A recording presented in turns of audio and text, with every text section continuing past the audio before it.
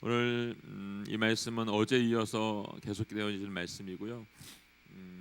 어저께 하나님께서 바울을 통해서 행하셨던 일들을 우리가 함께 보았습니다. 그 걸음이 멈추지 않고 계속해서 1차 전도여행으로 이어지고 계속해서 그 배를 타고 밤빌리아를 거쳐서 버가에 이르게 되는 일정 가운데 있는 것을 보게 됩니다. 일정 가운데 일이 좀 있었죠. 13절부터 15절까지 말씀 함께 읽겠습니다. 시작. 바울과 그 여행은 바보에서 배를 타고 밤빌리아에 있는 버가에 이르렀습니다. 그곳에서 요한은 그들과 헤어져 예루살렘으로 돌아갔습니다. 그들은 버가에서 더 나아가 비시디 안디오로 갔습니다. 그리고 안식일에 되어 회당에 들어가 앉았습니다. 율법사와 예언자들의 글을 낭독한 뒤에 회당 지도자들이 바울과 바나바에게 전가를 보내 형제들이여 이 사람들에게 권면해 줄 말씀이 있으면 하시오라고 말했습니다. 아멘. 그들이 성령에 충만한 이후에 또 그들이 안디옥 교회의 파송을 받아서 지금 이 사역을 감당하고 있는 것을 볼 수가 있습니다. 사명자의 길을 걷고 있는 이 바울과 바나바, 그들이 복음을 위해서 멈추지 않고 달려가고 있는 것을 볼 수가 있습니다.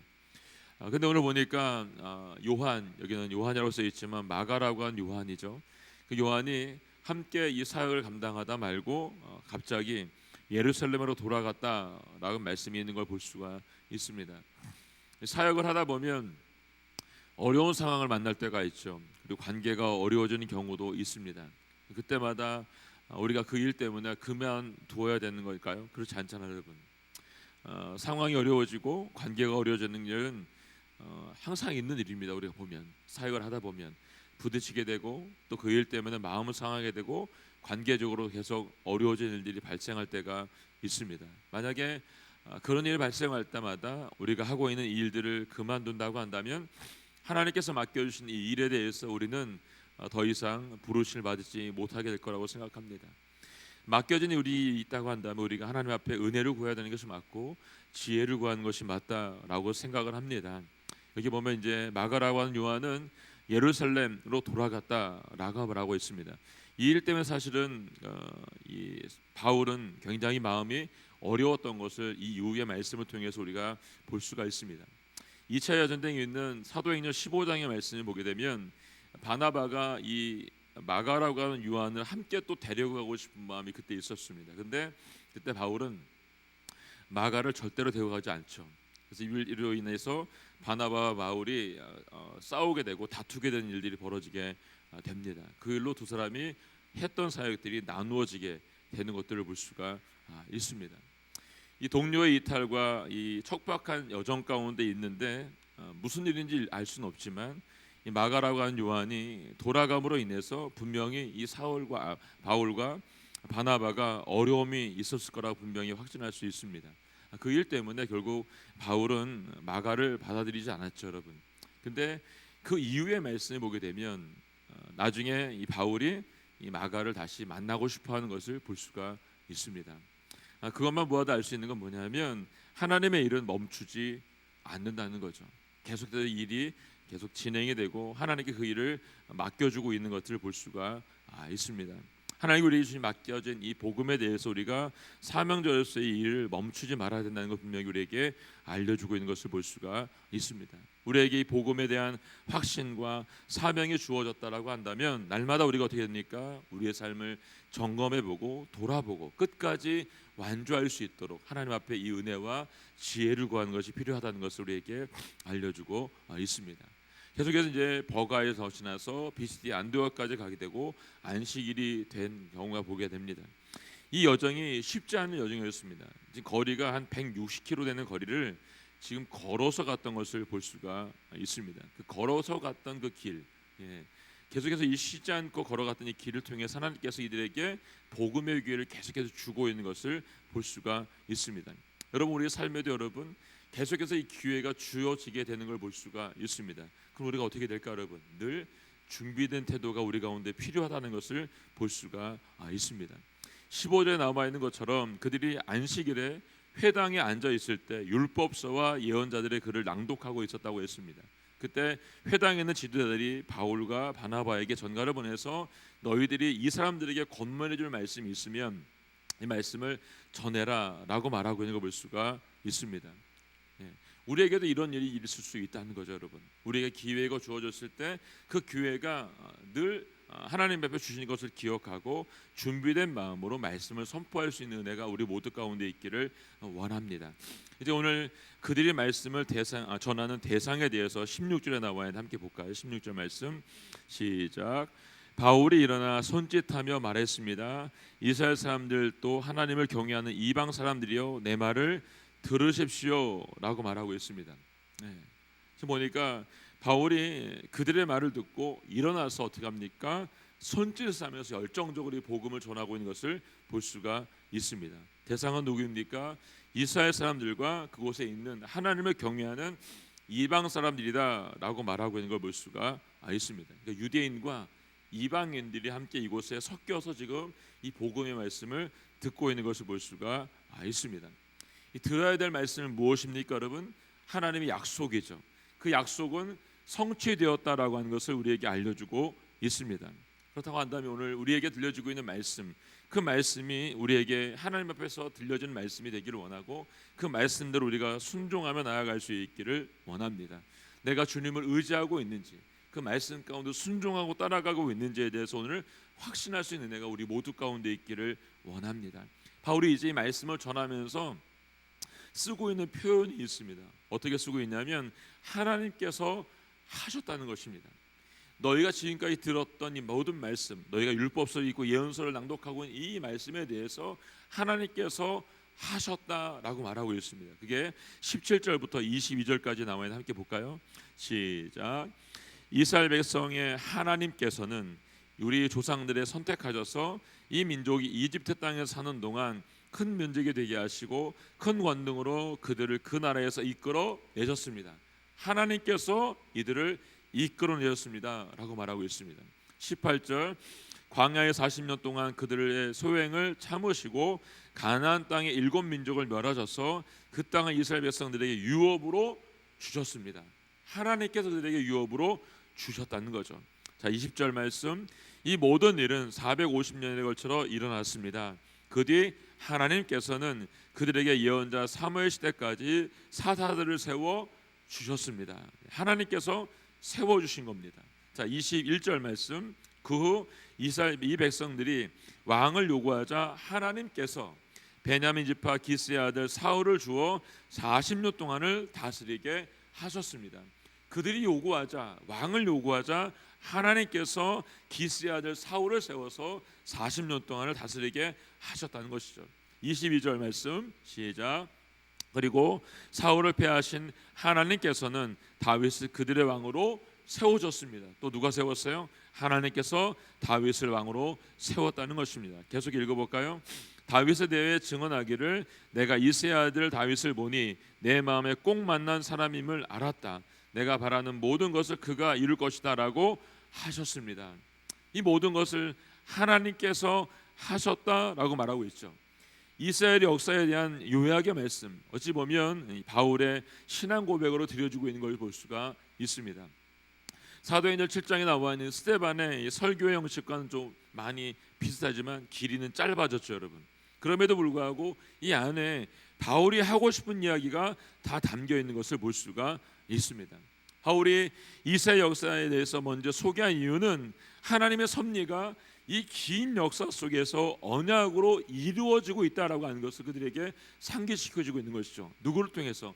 하나님께서 이루셨다, 하나님께서 주셨다, 하나님께서 다스리게 하셨다라고 하는 말씀을 그들에게 이 말씀을 통해서 계속해서 주고 있는 것입니다. 또한 다윗의 후손으로 오신 예수 그리스도가 약속의 말씀으로 너희에게 주어진 말씀도 이미 오셨다, 메시아로 오셨다고 하는 것을 그들에게 강조해서 얘기하고 있는 걸 볼 수가 있습니다. 우리도 하나님의 계획과 섭리 속에 살아가고 있다라고 하는 것을 여러분 꼭 기억하실 수 있기를 바랍니다. 여러분들이 이 복음을 전해야 된다고 한다면 담대하게 이 복음에 대해서 선포할 수 있는 은혜가 여러분과 제 안에 있기를 예수님의 이름으로 선포합니다. 이제 사무엘이 다윗을 지목했고 그리고 세례 요한이 예수님을 지목한 걸 볼 수 있습니다. 23절부터 25절 말씀 함께 읽겠습니다. 시작. 하나님께서는 약속하신 대로 다윗의 자손 가운데 구세주 이스라엘에게 보내주셨는데 그 사람이 바로 예수입니다. 예수께서 오시기 전에는 요한이 이스라엘 모든 백성들에게 회개의 세례를 선포했습니다. 그리고 요한은 자기 사역을 끝마칠 무렵 너희는 나를 누구라고 생각하느냐? 나는 그리스도가 아니다. 그러나 그리스도는 내 뒤에 오실 것인데 나는 그분의 신발끈을 풀 자격도 없는 사람이다라고 말했습니다. 아멘. 네. 세례 요한이 예수님에 대해서 주목하고 지목해서 얘기하고 있는 볼 수가 있습니다. 자신은 너희들이 기다리고 있는 메시아가 아니라는 거죠. 그가 회개의 말씀을 선포하긴 했지만 너희들이 기다리고 있는 그 메시아는 내가 아니고 내 뒤에 오시는 분인데 그분의 신발끈도 내가 풀 자격이 없는 자다라고 얘기하고 있는 걸 볼 수가 있습니다. 그리고 말합니다. 이제 우리 모두가 어떻게 해요? 부활의 증인된 삶을 살아야 된다라고 말하고 있는 말씀이 26절부터 31절까지 나와 있는 말씀인 것을 볼 수가 있습니다. 유대인과 이방인 지도자들에게 이곳에 와서 함께 예비하고 있는 자들에게 지금 말하고 있는 거 보게 되면 그들 모두가 하나된 복음의 증인이라고 하는 것을 말씀해주고 있는 걸 볼 수가 있습니다. 그 말씀이 26절에 나와 있어요. 함께 읽어볼까? 26절 말씀 시작. 아브라함의 자손인 형제들이여 그리고 하나님을 경외하는 이방 사람들이여 하나님께서 이 구원의 말씀 우리에게 보내주셨습니다. 아멘. 네. 예수님을 만난 너희들, 이 부활의 증인된 너희들, 너희들이 해야 되는 건 뭐냐면 우리가 이 구원의 말씀에 대해서 어떻게 해요? 전해야 되는 사명을 받은 자들이다라고 말하고 있습니다. 그들이 누구인가? 봤더니 27절 보니까 예루살렘에 사는 사람들과 그 지도자들이다라고 말하고 있습니다. 관리들, 대제사장들, 서기관들이라는 것이죠, 여러분. 그리고 안식일과 이 선지자들의 말을 암송하고 그리고 예루살렘에 대해서 이미 알고 있는 자이라는 것을 말해주고 있는 것을 볼 수가 있습니다. 근데 오늘 보니까 그들이 예수님을 알기는커녕 오히려 어떻게 했습니까? 오히려 예수님을 정죄해서 어떻게 했어요? 십자가에 못 박아 죽였다라고 하는 것을 얘기해주고 있죠. 그 말씀이 27절, 28절, 29절에 나와 있는 말씀을 볼 수가 있습니다. 성경의 말씀에 나온 대로 기록된 대로 이 말씀은 이루어지고 그분은 십자가에 못 박여 돌아가셨는데 너희들이 매일매일 매 주마다 안식일에 성경을 낭독하고 이사야의 말씀을 묵상하고 선포하고 가르치고 들었고 암송했던 말씀들이 너희들에게 있는데도 불구하고 어떻게 했습니까, 여러분? 그 말씀이 그들에게 메시아로 오신 그분을 십자가에 못 박아 죽였다라고 하는 것을 우리에게 알려주고 있는 걸 볼 수가 있습니다. 아마 이 말을 듣고 있던 유대인들과 그곳에 있던 이 사람들은 바울이 이야기하는 소리를 듣고서 굉장히 불쾌했을 것이라고 생각이 됩니다. 근데 오늘 보면 바울은 어떻게 합니까? 조금도 거침이 없습니다. 오히려 그는 이 복음에 대해서 말할 때 어떻게 했습니까? 일어서서 열정적으로 손질해가면서 이 말씀에 대해서 선포하고 있는 것을 볼 수가 있습니다. 하나님께 이 말씀을 심어주게 되자 이 말씀에 대해서 듣고 있는 대상이 누구든 상관없이 이 말씀을 들어야 된다라고 한다면 그는 거침없이 이 말씀을 전했던 것을 볼 수가 있습니다. 베드로후서 1장 21절에 보게 되면 여러분 그 말씀에서 아는 것이 중요한 것이 아니고 여러분 말씀의 감동으로 깨닫는 것이 중요하다라고 말하고 있는 거 볼 수 있습니다. 이사야서 6장 9절의 말씀 보게 되면 듣기는 들어도 깨닫지 못하고 보기는 보아도 여러분 알지 못하는 자들이 있다라고 말해주고 있죠. 그들이 아무리 곳에 모여서 그 말씀에 대해서 강론하고 듣고 풀어서 해석하고 있다 할지라도 그들의 무지함에 대해서 지금 바울이 다시 한번 얘기해주고 있는 걸 볼 수가 있습니다. 그래서 우리가 구해야 되는 것이 있다는 것이죠. 에베소서 1장 17절을 보게 되면 성도들을 위해서 이렇게 말합니다. 하나님 아버지께 지혜와 계시의 영을 주셔서 하나님을 알게 해주시길 날마다 간구하라라고 말하고 있는 걸 볼 수가 있습니다. 우리에게 여러분 하나님의 지혜가 필요하고 주님이 우리에게 말씀하신 계시의 말씀들이 우리에게 계속해서 주어지는 것이 필요하다는 것을 우리에게 알려주고 있습니다. 그 일을 위해서 어떻게 합니까? 여러분 우리가 주님 앞에 구하고 간구하며 나아가야 된다라고 얘기해 주기는 거 볼 수가 있습니다. 이 일에 대해서 우리가 어떻게 살아야 됩니까? 증인된 삶을 살아야 된다라고 말하고 있습니다. 그게 31절 말씀입니다. 함께 읽고 31절 말씀 시작. 그 여러 날 동안 예수는 갈릴리로부터 예루살렘까지 자기와 동행했던 사람들에게 나타나셨습니다. 그들이 바로 지금 백성들에게 예수에 대해 증언한 사람들입니다. 아멘. 네. 여러 날 동안 예수님은 갈릴리로부터 예루살렘까지 자기와 동행했던 사람들에게 어떻게 했습니까? 마지막 순간까지도 나타나서 보여주셨습니다. 그리고 이 복음을 전하는 사람들, 그들이 그 복음을 위해서 나아가고 있다라고 말해주고 있는 걸 볼 수가 있습니다. 우리의 삶은 여러분 멈춰 있는 것이 아니고 계속해서 이 증인된 삶을 살아야 된다는 것을 말씀해주고 있습니다. 바울은 가는 곳마다 이 부활의 소식을 전하기 위해서 스스로 증인되었던 것을 볼 수가 있습니다. 여러분과 저에게도 이 복음의 말씀이 들려졌다라고 한다면 여러분 이 말씀을 위해서 우리가 어떻게 합니까? 살아내야 되는 것이 맞다라고 생각됩니다. 어디에서 여러분? 가는 곳마다 이 복음이 전해져야 되는 것이 맞다라는 것이죠. 우리가 이제 여름 아울리치를 준비하고 있고 또 국내 아울리치와 해외 아울리치를 이제 떠나게 되고 오늘은 우리 고등부 아이들이 제주도로 이제 아울리치를 떠나게 됩니다. 우리가 기도할 때는 하나님 아버지 우리 안에 이 부활의 증인될 삶으로 나아갈 수 있도록 도와주시고 준비된 마음으로 이 부활의 소식을 전할 수 있는 내가 우리 모두 가운데 있기를 원합니다.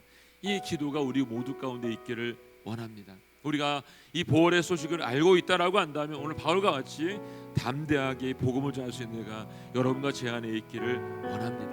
그냥 멈춰 있는 것이 아니라 우리의 삶 가운데 계속해서 증인된 삶으로 선포될 수 있기를 예수님의 이름으로 선포합니다.